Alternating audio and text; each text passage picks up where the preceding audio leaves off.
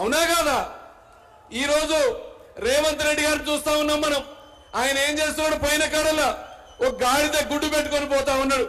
గాడిద గుడ్డు పెడతా ఆయనకు పెడుతున్నారు. ఈ రోజు అడుగుతున్నారు జనం, నువ్వు 2500 ఇచ్చినవా మహిళ కంటే? జనం ఏమంటుండ్రు? గాడిద గుడ్డు అంటుండ్రు. నువ్వు 2 లక్షల రుణమాఫీ చేసినావు అంటే ఏమంటుర్రు? నువ్వు 12,000 కౌలు రైతులకు ఇచ్చినావు అంటే ఏమంటుర్రు? ఆయన అన్ని గుడ్లు పెట్టుకొని తిరిగి గాడిద గుడ్డుకు వచ్చిండు. చివరికి ఆయనని ఎవరు కూడా ఇంకా మీకొక్కడు కూడా తెలవాలా.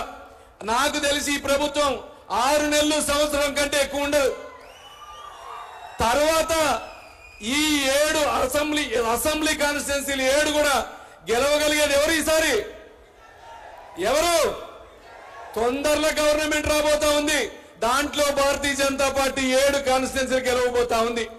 ఈ రోజు మనం చూస్తా ఉన్నాం, పార్లమెంట్ అభ్యర్థులను చూస్తా ఉన్నాం. ఎవరెవరు నిలబడ్డారు కాంగ్రెస్ లా? రాహుల్ గాంధీ దగ్గర నుంచి ఇక్కడ నిలబడ్డ రఘువీర్ దాకా అందరూ కుటుంబాల పేర్లు చెప్పుకొని వస్తా ఉన్నారు. తండ్రులు తాతల పేర్లు చెప్పుకొని వస్తా ఉన్నారు. ఎంతసేపటికి కాంగ్రెస్ అభ్యర్థి అంటే ఏమంటారు?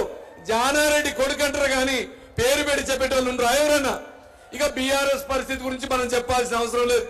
ఎందుకంటే బీఆర్ఎస్ నాయకులు కూడా చెప్తా ఉన్నా, మీరు మీ ఓటు బీజేపీకి కాకుండా ఎటేసినా అది మూసీ నదిలో వేసినట్టే, లేదా నోటాకి ఓటు వేసినట్టే. కాబట్టి మీరేసే ఓటు కమలం గుర్తుకేస్తేనే దానికి ఒక విలువ. అవునా కదా? ఎందుకంటే ఈ కుటుంబాల కాంగ్రెస్ ఓడియాలా దేశం కోసం పనిచేసే మోడీ గారిని గెలిపియాలంటే కమలం గుర్తుకు ఓటేయాల. ఈ రోజు మనం చూస్తా ఉన్నాం, ఎక్కడికి పోయినా ఒకటే మాట అంటా ఉన్నారు. దేశం కాదు ప్రపంచం మొత్తం ఒకే పేరు ఎత్తుతా ఉన్నారు. ఏ పేరు ఎత్తుతున్నారు వాళ్ళు? ఏదది? మోడీ ఒక బ్రాండ్ అయింది దేశంలో. మన ఒక్కడ కాదు, ప్రపంచంలో ఎన్నికలు గెలవాలంటే మోడీ గారు మా దేశానికి వస్తే బాగానే కాడికి ఈ రోజు మన ఇండియాని తీసుకుపోయింది మోడీ గారు. తన కోసం కాదు ఇది ఎలక్షన్, మన కోసం. మోడీ గారికి ఏమన్నా కుటుంబం ఉందా ఇప్పుడు? మోడీ గారికి ఆస్తులు ఉన్నాయా ఇప్పుడు? మరి మోడీ గారిని ఎందుకు గెలిపియాలి మనం? ఎవరి కోసం గెలిపియాలా? ఎవరి కోసం? మన కోసం, మన దేశం కోసం. మనం చూసినాం ఇంతకు ముందు, ఏం చూసినాం? మన సైనికుల తలలు తెంపి ఫుట్బాల్ ఆడిన పాకిస్తాన్ వాడు. అప్పుడున్న కాంగ్రెస్ ఏం చేసింది? ఏమైనా చేయగలిగిందా ఎప్పుడన్నా?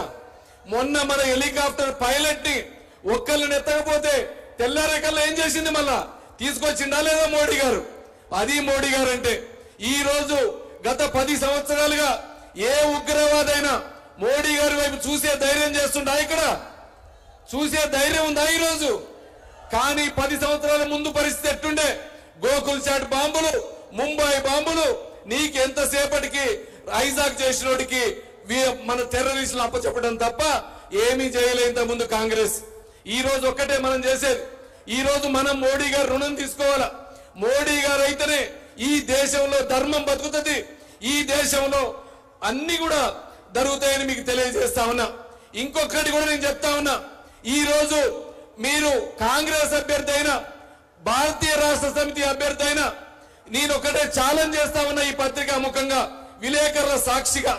మీకు దమ్ము ధైర్యం ఉంటే నాతోటి డిబేట్కి రండి. మీకు దమ్ము ధైర్యం ఉంటే నల్లగొండ సమస్యల మీద మాట్లాడండి. మీరు కావాలంటే మీ నాన్నల్ని తాతల్ని తెచ్చుకోండి, కానీ నేను ఒక్కడే వస్తా భారతీయ జనతా పార్టీ తరఫున. మీరు మాట్లాడదాం, మనం విలేకరులను పెట్టుకొని క్లోజ్ రూమ్ అంటే క్లోజ్ రూమ్ మాట్లాడదాం, పబ్లిక్ మీటింగ్ అంటే పబ్లిక్ మీటింగ్ మాట్లాడదాం.